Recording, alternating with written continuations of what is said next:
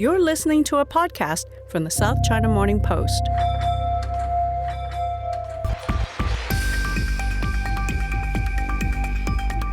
Hello and welcome to the US-China Trade War podcast. I'm Finbar Birmingham from the Political Economy Desk here at the South China Morning Post.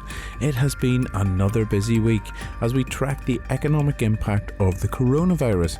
Previously we discussed the impact on China, but now it is fanning out around the world. Make no mistake, this epidemic is upending global trade and supply chains, and this week we're going to dive into some of the key elements of that. I'll be joined as usual by political economy editors here, Zhou and John Carter, to find out how the virus is affecting the Chinese economy. Spoiler alert, it's not good. I'll also have a very special guest. Ken Jarrett was the former US Consul General in Shanghai and Deputy Consul General here in Hong Kong. He was the chairman of the US Chamber of Commerce in Shanghai for 5 years, and he has a fair idea of what is going on for big companies in China. He's going to discuss how the virus is affecting China's chances of meeting the terms of the Phase 1 trade deal, and also whether big companies are now questioning their commitment to China. They've been hammered over the past couple of years. And finally, we'll be joined by Simone McCarthy, a China desk reporter, who this week has been writing about the drug supply chain, amid growing concerns that A, there could be a drug shortage since many of them are made in China, but also B, the wider debate about decoupling and whether China could weaponize drug supplies as part of the trade war. A lot to get through today. Enjoy the show. I'm delighted to be joined by John Carter and Zhou, the political economy editors here at the South China Morning Post.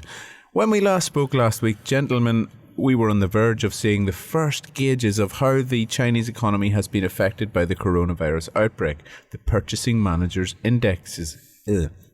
Purchasing Managers' Indices. And we've seen these now over the past few days come back pretty poorly. John, give us an idea as to how the economy is performing based on these surveys. Well, according to these surveys, the economy is in its worst shape since they began doing this data, perhaps in the worst shape in 50 years. Both the manufacturing and the service sector PMIs hit all-time lows, even worse than during the global financial crisis in 2008. And so this is how bad how the impact from the coronavirus is. And this is both the official PMI survey, which is big manufacturing firms and big service firms, and the Caixin magazine survey, which is smaller firms. So you're getting a sense that the economy across the board is in pretty bad shape. And Zhou, we have been sort of keeping an eye on how firms are getting back to work, factories reopen. What's the status of that at the moment? And again, how does that play into how the economy is doing? According to the official figures, the Chinese government is trying very hard to say something that the economy is going back to normal. But actually, on the ground, the picture looks much more bleak because for small businesses, only half of them so far has been going back, and also for those who claimed they have resumed operation, I think only half of their capacities were actually running. And so for the economy in general, especially as John just said, after PMI, now increasing number of people are actually predicting that China will record an absolute economic contraction for the first quarter, this quarter. And this will be phenomenon because since Communist Party took power in 1949, one thing that the government or the Communist Party has been constantly telling its people is just everything's going great, even in the worst of the times. So of course, the measures will be different. Remember, China only started to calculate GDP in the 1980s. Before that is the Soviet Union saying, you calculate how much steel you produce, how much shoes you produce, how much coal you produce. It's not a GDP. It's just an output measure from the Soviet Union. And since China started calculating its GDP in 1980s in kind of international comparable measure, they never publish any data that is negative growth. It's always growth. Sometimes we say in 1976, China reported negative growth. That's because 10 years later, when China tried to review the data and they say, these are times run by the bad guys, the Ghana 4 was still there, so we just say that's a bad year. But for any existing leader, from Deng Xiaoping, from Jiang Zemin, from Hu Jintao, from now, Xi Jinping, they have never published a single negative economic growth rate to the people. So this would be very, very interesting to watch. Yeah, and if that does happen, if the first quarterly growth is negative, does that increase pressure on Xi Jinping, Zhou? Well, so certainly the pressure is there.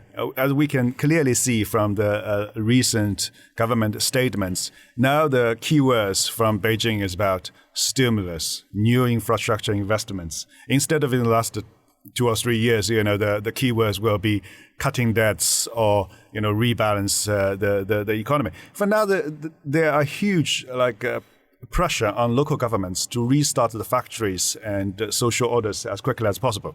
And repeatedly, Beijing is telling them that we must not forget this year's economic growth targets and social development targets.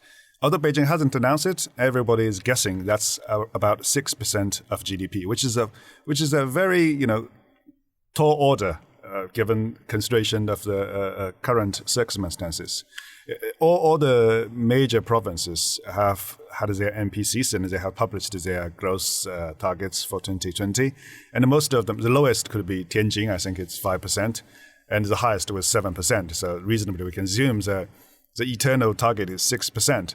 So it's also another thing very interesting to see is, NPC is delayed, but whether when the NPC opens, will Beijing officially lower down the eternal target a little bit? When they announce it, they say, maybe 5% is good enough for this year. Yeah, the NPC is obviously the National People's Congress. That's right. That's that parliamentary annual gathering. Yeah.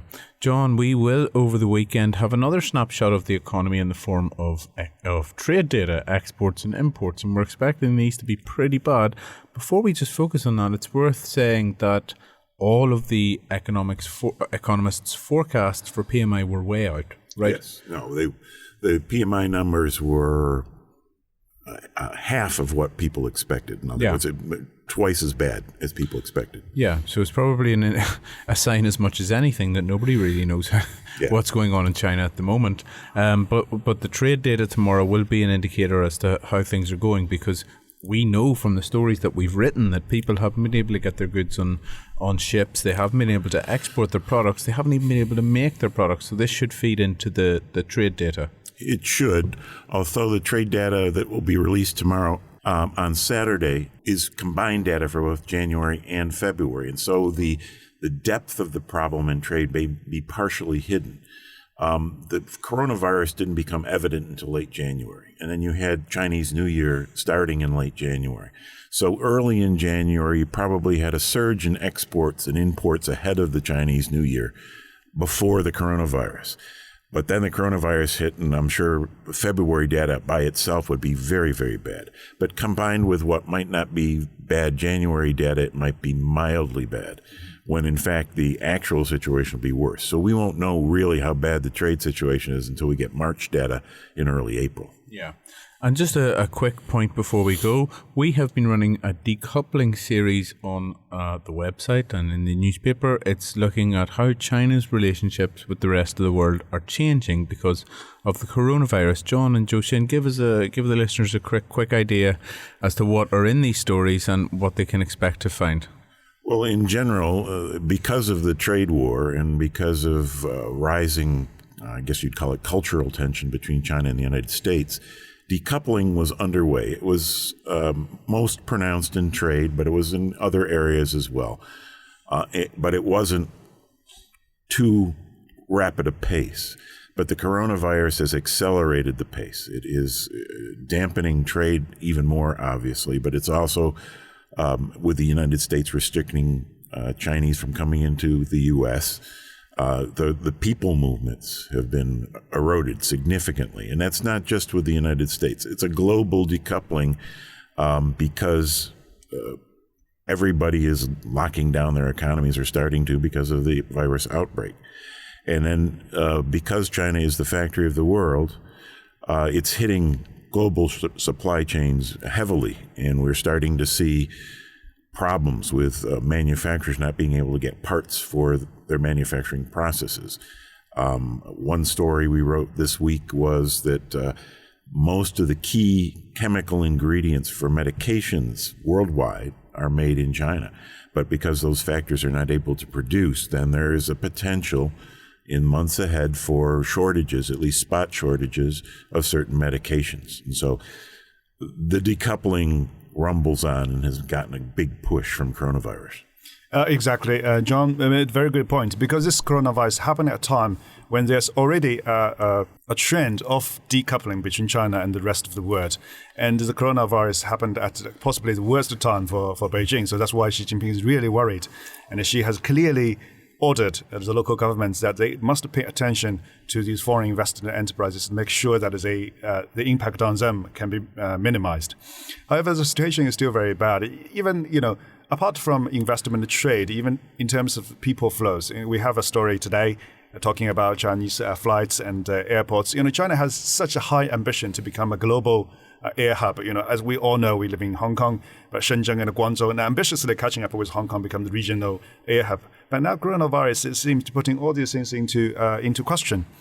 China and Japan. When China had a trade war with United States, and one natural response by Beijing is to increase its connections, getting closer economic and people-to-people interaction with the neighbors, South Korea and Japan. Now look at the situation is in South Korea and Japan is so bad, and Japan has now imposed this new quarantine requirements. And there will be no Chinese tourists to Japan, and there will be also much fewer people coming from Japan and South Korea to China. So we're the North Asia economic bloc that Beijing is envisioning. You can read that 5-part series. We've published 3 of them already. The final 2 will go Monday and Tuesday next week on the economy section of the SCMP website.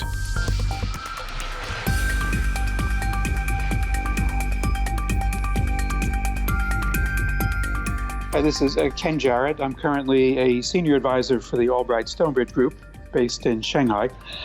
Previously, I was president of the American Chamber of Commerce in Shanghai for 5 years. That was from 2013 to 2018. And prior to that, I had a 26-year career with the State Department, where I served as Consul General in Shanghai, Deputy Consul General in Hong Kong, and also on the staff of the National Security Council at the White House working on China affairs. Ken, you were talking about the coronavirus and how it affects China's ability to meet the terms of the Phase 1 trade deal.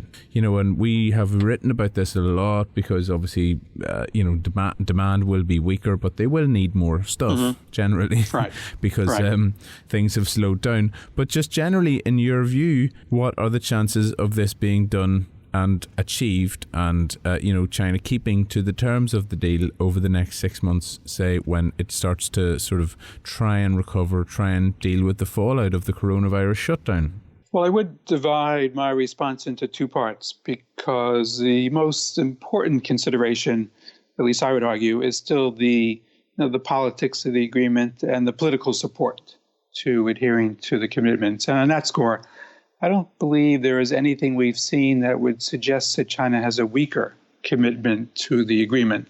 If anything, you could argue that given the economic challenges that they face at the moment, they're not looking for more economic strife with the United States, and therefore it's in China's interest to keep the agreement intact, or at least the U.S. belief that China is implementing and adhering to what they have signed up to do. But that's on the political will in terms of seeing through the agreement. And then you get into the practical aspects of what they've said that they would implement.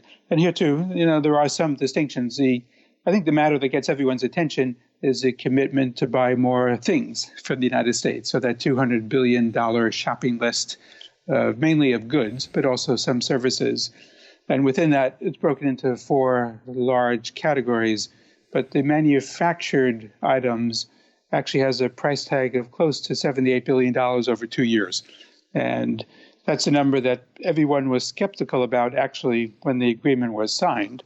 And now I would say that skepticism is is stronger. So if I were to say that there is a virus-induced challenge to China and implementing its commitments, it's definitely this promise that they would buy so many manufactured goods from the United States. Yeah. The other point, I guess, is that with regard the agricultural purchases, which people are very, very hung up on, this is something that China has essentially come out and said, we're definitely going to do this, right? This is the one thing that we're going to do.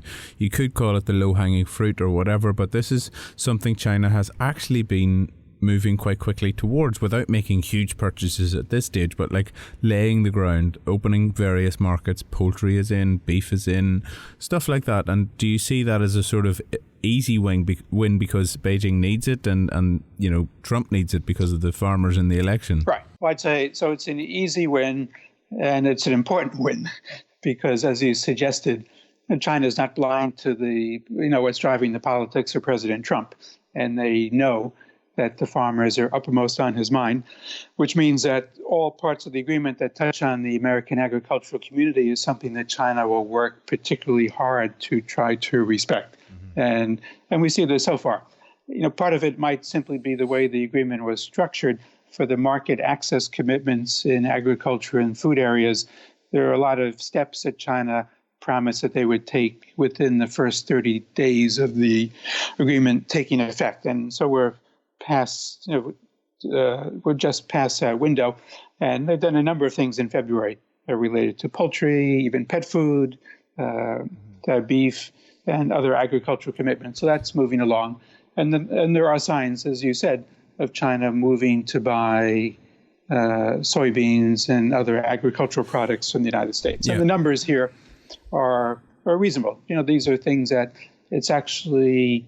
It's more than they had purchased in the past, but it's not multiples. The coronavirus and how it is affecting multinational companies' decision to stick or twist with China. I've written a long story this week looking at this, and there seems to be a bit of a mixed bag. Those who have already been embarking on some sort of diversification strategy post-trade war are in an okay place because they've already started to restrict their exposure to China. Others are maybe pulling their hairs out because they hadn't done this before, and now they're sort of looking at their China exposure and thinking, God, we should have really looked at this before. So in your view, when you speak to your sort of corporate clients and people trading and manufacturing in China, what's the sense that you get of how they're sort of perceiving this, the latest in a line of big risk factors to doing business in China? I would agree that it does heightens everyone's sensitivity to the risk of being too concentrated in China for your manufacturing. And this goes back to even the cost considerations. And as you mentioned, the trade war was a painful reminder to companies that they needed to diversify if it made sense from a business point of view. But the important factor to keep in mind, and this is particularly pertinent for the larger multinationals, is that for most of them, China is a very important market, and they're selling very serious volumes of goods to China. A certain amount of that much of it actually is manufactured in China, which means that it doesn't always make sense for them to consider abandoning China as a base for their manufacturing operations. You could actually argue the contrary. In the tariff situation, for some companies, it might make sense to put more manufacturing in China, at least to get around the tariffs. Mm-hmm. But the coronavirus, just as other natural disasters have had this impact in other places in the past, it does highlight the vulnerability of being too dependent on any one place. We've seen this with tsunamis in Japan and flooding in Bangkok, where companies do recognize if there's some particular part that's only made in one location and that location is out of commission, this has a huge domino effect in the entire supply chain, which is very painful for companies. For sure, yes. One thing I also wanted to ask you about, Ken, we've been hearing a lot and reading a lot, and actually a couple of reports come out of the SCMP looking at the drug supply chain. The pharmaceutical supply chain is very skewed towards China. A lot of the APIs, the active pharmaceutical ingredients, are made in China. And this, before coronavirus, was gaining a bit of traction. There was a debate in China, or in the US rather, in fairly senior circles, wondering whether their drug supply chain is too exposed and too reliant on China. There was a couple of statements by Chinese professor Li Daiki. He said, this is something we could potentially weaponize as a sort of retaliatory element in the trade war. And now with the coronavirus going on, we've realized what happens when China shuts down and when you're actually dependent on China. And I think a lot of people are very concerned about how the drug supply chain is completely dependent on China for many important medicines that the US citizens use on a regular basis. What's your take on that sort of debate, and do you think it has legs? Do you think it's a valid one to be having? I do believe that this will start to get more attention, and for two legitimate reasons. One would be simply a national security perspective, that you don't want to be too vulnerable on a key product on a foreign country. And in the past, at least during the trade war, the technology war between the U.S. and China, that debate is really focused on technology items, 5G, artificial intelligence, things of that sort. And now the coronavirus has sensitized people, in a painful way, that in fact, as you mentioned, active pharmaceutical ingredients are largely manufactured in China. And this now is a vulnerability in the United States. I'm sure that this will get more attention within the administration. For those more hawkish people who simply are looking for a further decoupling of the two economies, this is actually a useful talking point for them, because many reasonable people would feel that this is something that needs to be addressed. Whether China chooses to weaponize this or not, it's hard to say. That would be quite unfortunate, and it would, of course, only have the effect of stimulating the United States to become, independent of China as quickly as possible, as China has reacted to the United States as they've taken actions to restrict China's access to U.S. technology. Sure, absolutely. Well, Ken, that's fantastic. Thank you so much for joining us, and we hope to catch up with you soon. Sure, my pleasure. Delighted to be joined by Simone McCarthy, who's a reporter on our China desk. Simone this week has been looking into the impact of the coronavirus on the drug supply. The pharmaceutical sector is extremely exposed to China, where many of the active pharmaceutical ingredients that are consumed in the United States are made. Simone wrote a really nice piece, but just before we talk about that, we're going to hear something which was run in Chinese state media shortly after Simone ran her piece. According to the US CDC officials, most of the drugs in the United States are imported, and some drugs are imported from Europe. However, Europe also places the production base of these drugs in China, so more than 90% of the US imported drugs are related to China.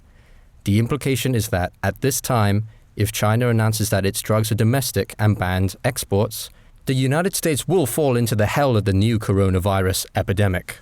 Now, we should rightfully say that the United States owes China an apology, and the world owes China its gratitude. Simone, who is that guy, and what was he saying? So he is a very well-known financial blogger, and his op-ed was picked up by Xinhua, which is China's state media. And essentially what he's threatening is that the United States is highly reliant on China for a lot of the active pharmaceutical ingredients, the things that make drugs actually work. And what he's saying is, hey, US, you've banned travelers from China coming into your country.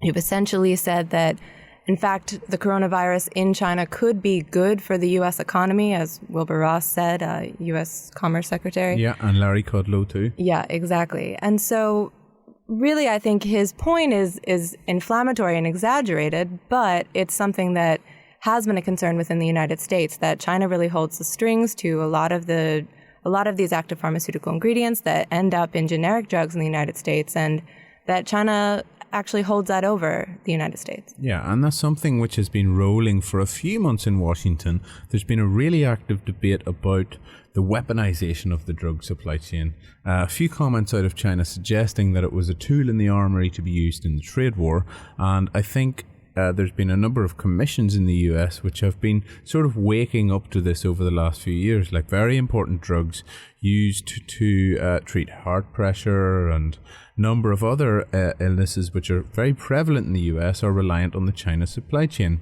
So what is the current status, Simone, of that supply chain? Because obviously we saw a month-long lockdown of most industries in China. We're now into March.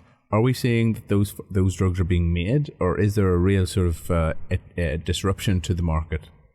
Yeah, so I mean, that's a very interesting question that a lot of medical advisories across the world are paying attention to. We have the US FDA, European Commission are both looking very closely at this issue. What we know in the United States is that about 80% of the active pharmaceutical ingredients in drugs come from overseas, and many of those are from India and China. One of the things that makes this very difficult to track is that many of those drugs that are appearing in shelves in the United States may not be coming directly from China. They may go through India, which is the world's biggest producer of generic drugs. So in fact, actually assessing this situation is very difficult. Understanding how at risk the United States is something that's difficult to track. What we do know is that the FDA has said that as of right now, there is only one drug that is in supply shortage, but there are 20 others that they've found that have active pharmaceutical ingredients coming only from China. Europe has also similarly not said that there's right now a shortage. But this week on Tuesday, one of the things that we saw that I think is quite concerning is that India has restricted a number of active pharmaceutical exports and generic drug exports. And so that indicates to us that those producers in India who are sourcing at least 2/3 of their active pharmaceutical ingredients from China are getting worried about the supply chain. So Simone, tell us, what is on the China side? What are people worried about losing out on here? So I think within China, it's really a touch-and-go situation. Right now, we have top medical advisors saying that by mid-March, there are not going to be cases of coronavirus outside of Hubei province. The extension to the Chinese New Year leave has been ended, so we should be seeing factories coming back online. And people are telling me that, yes, factories are getting back to work. But one of the things that we do know is that while the central government is saying, yes, we need to get the economy back up and going, a lot of this is regulated on the local level. And so these local governments are the ones who are making decisions about which companies are coming back online when. And even when companies are able to start manufacturing again, it may be that some of their employees can't come back or they have problems getting their actual supplies. So what I'm hearing is that we should expect that a lot of these companies are coming back online now, and they should be able to make up for lost supplies at least by the end of next month, which means that there shouldn't be a long-lasting hit to the supply chain. But I think one of the things that we really need to keep an eye on here is that this is a completely new virus, and we don't actually know what's going to happen. And the Chinese government is watching very closely to see if they're going to need to slow down. Maybe they've put people back to work too fast, and I believe that they will be making decisions based around what they're seeing in new cases coming out of China. And it feeds into a lot of the wider debate about the US and China, whether China is too dominant, whether the US is too reliant on certain things coming out of China. And I think what we also might see is for drug companies being asked maybe to try and get their supply chains less exposed to China. I mean, it's a conversation we're having across the board, across all industries. Mm-hmm. But when it's something as fundamentally important as healthcare and pharmaceuticals, I think it's a topic which the US government is really going to be pushing to these executives. Get your supply chain exposure to China reduced, and that's something that's going to roll and roll, right? That's absolutely right. But I do think that it's not very easy because China, it's not the same thing as reshuffling your supply chain if you're making raincoats or handbags or even cell phones and headsets. Because many of these things, there is capacity in Southeast Asia, Mexico, other parts of the world to switch your supply chains.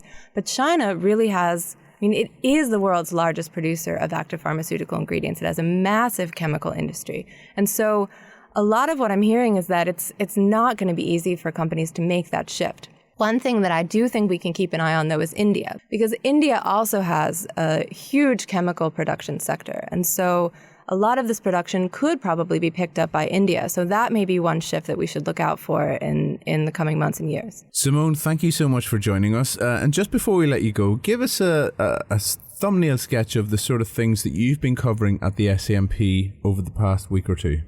Well, one of the major things that we've been working on here is a piece that puts together a timeline of how the outbreak started in Wuhan and what happened on the ground level up until the point when the city was locked down on January 23rd.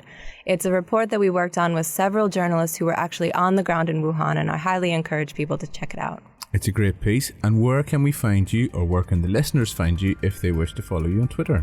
Well, thank you for asking. My Twitter handle is my first name, Simone, the letter LMC, Simone LMC. Thank you for your time. Know you're very busy, so appreciate you coming on the show. My pleasure.